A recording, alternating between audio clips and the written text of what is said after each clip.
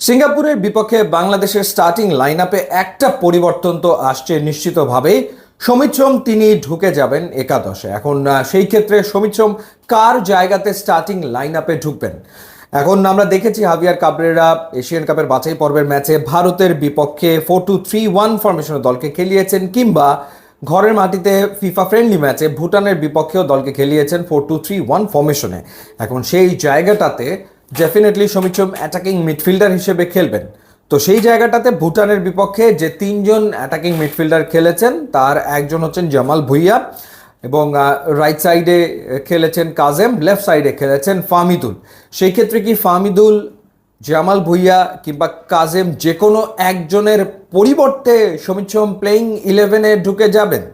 সেটা হতে পারে, সেটাও সম্ভাবনা রয়েছে। ফাহমিদুলের যে পারফরমেন্স আমরা দেখেছি ভুটানের বিপক্ষে, সেই ক্ষেত্রে আমার মনে হয় যে কাবরেরা থেকে শুরু করে বাংলাদেশের টিম ম্যানেজমেন্ট তারা আশ্বস্ত যে সিঙ্গাপুরের বিপক্ষে শুরু থেকে আসলে খেলানো উচিত ফাহমিদুলকে। কাজেমের পারফরমেন্সও ডেফিনেটলি ভালো ছিল, তিনিও ভালো পারফর্ম করেছেন, রাইটে দারুণ খেলেছেন, কোনো সন্দেহের ব্যাপারে নাই। এবং নতুন যে রোলটা দেওয়া হয়েছিল জামাল ভুঁইয়াকে, সেই রোলে তিনি কিন্তু একেবারে মন্দ করেননি। তার সাথে হামজার কিন্তু ফার্স্ট হাফে যথেষ্ট ভালো বোঝাপড়া ছিল, এবং বাংলাদেশ বেশ কিছু অ্যাটাক বিল্ড আপ করেছে এই ডুয়োর মাধ্যমে, হামজা এবং জামাল ভুঁইয়ার মাধ্যমে। তো সেই ক্ষেত্রে পরিবর্তনটা কোন জায়গায় আসতে পারে? জামাল ভুঁইয়াকে ভারতের বিপক্ষে রাখেননি, গোটা ম্যাচে খেলাননি হাভিয়ার কাবরেরা। আবার আমরা দেখলাম ভুটানের বিপক্ষে জামাল ভুঁইয়াকে শুরু থেকে খেলানো হয়েছে, পরবর্তী সময় তাকে উঠিয়ে নেওয়া হয়েছে। তো দুটো ঘটনা ঘটতে পারে।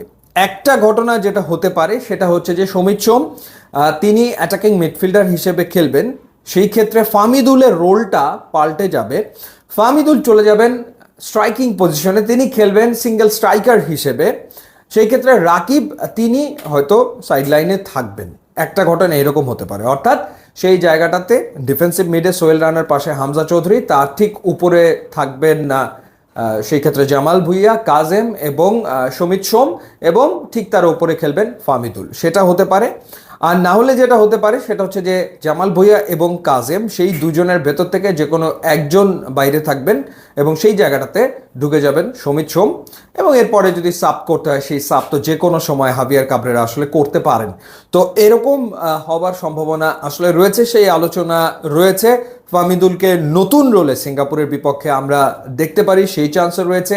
আবার জামাল বা কাজেমের যে কোনো একজন বাদ পড়বেন, সেখানে সমিত সোম ঢুকবেন, সেই ঘটনা ঘটারও আসলে চান্স রয়েছে। এখন আলটিমেটলি হাভিয়ার কাবরেরা কোন ফরমেশনে দলকে খেলান সেটা দেখার ব্যাপার, এবং তখনই বোঝা যাবে যে সমিত সোম কিংবা ফাহমিদুলের রোলটা আসলে কি হতে যাচ্ছে।